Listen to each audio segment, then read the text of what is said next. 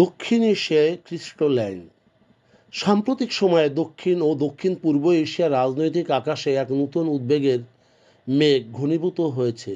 Papua New Guinea পূর্ব তিমুরের সাফল্যের পর ভারতের উত্তর পূর্বাঞ্চল সীমান্ত এলাকা নিয়ে একটি পৃথক খ্রিস্টান রাষ্ট্র বা খ্রিস্টল্যান্ড গঠনের কথিত পরিকল্পনা ঘিরে আন্তর্জাতিক মহলে শুরু হয়েছে তীব্র বাদ অনুবাদ।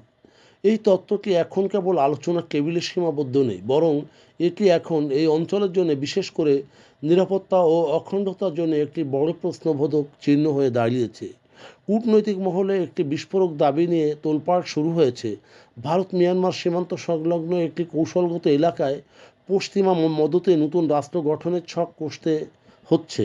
অভিযোগ উঠেছে যে দক্ষিণ এশিয়ায় নিজেদের নিয়ন্ত্রণ বজায় রাখতে ভারত এবং চীন উভয়ের ক্রমবর্ধমান যে প্রভাব, সেটি রুখতে একটি নির্দিষ্ট শক্তি এই বাফার স্টেট বা পৃথক রাষ্ট্র গঠনের পরিকল্পনা করছে।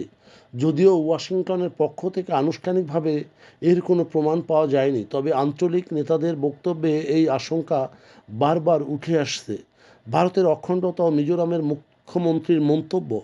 ভারতের উত্তর পূর্বাঞ্চলীয় রাজ্য মিজোরামের বর্তমান রাজনৈতিক পরিস্থিতি এই বিতর্ককে আরও উস্কে দিয়েছে। জাতিগত সংঘাত ও কুকি চিনজো জনগোষ্ঠীর আন্তঃসীমান্ত সম্পর্কের ফলে ভারতের জাতীয় ঐক্য সংকটের মুখে পড়েছে বলে মনে করছেন অনেক প্রতিরক্ষা বিশ্লেষক। মিজোরামের নেতৃত্বের সাম্প্রতিক কিছু মন্তব্য এবং মিয়ানমারের গৃহযুদ্ধের প্রভাব ভারতের এই অংশে বিচ্ছিন্নতাবাদী চিন্তাকে নতুন করে ইন্ধন দিচ্ছে কিনা তা নিয়ে খোদ দিল্লিতে উদ্বেগ বাড়ছে।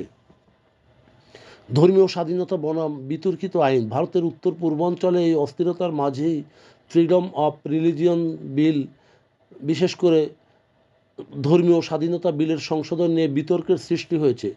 সমর্থকদের দাবি, এই আইন ধর্মীয় অধিকার রক্ষা এবং সামাজিক সম্প্রীতি বজায় রাখার জন্যে প্রয়োজন।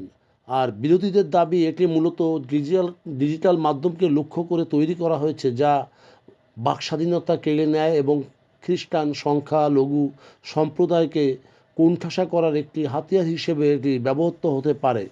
দক্ষিণ ও দক্ষিণ পূর্ব এশিয়ার ভবিষ্যৎ কী? যদি এই খ্রিস্টীয় ল্যান্ড বা খ্রিস্টীয় ভূমি গঠনের তত্ত্বটি বাস্তব রূপ নিতে পারে, তবে তা কেবল এতদ অঞ্চলের মানচিত্র পরিবর্তনই করবে না, বরং সমগ্র দক্ষিণ ও দক্ষিণ পূর্ব এশিয়ায় সামরিক ভারসাম্য নষ্ট করবে।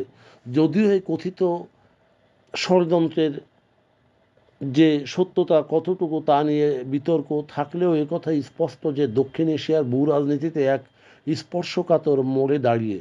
মানচিত্র বদলের খেলা যদি শুরুই হয়, তবে তার প্রভাব কেবল কোনো নির্দিষ্ট সম্প্রদায়ের মধ্যেই সীমাবদ্ধ থাকবে না, বরং শত বছরের শান্তি ও স্থিতিশীলতার বাতাবরণে চুরমার করে দিতে পারে।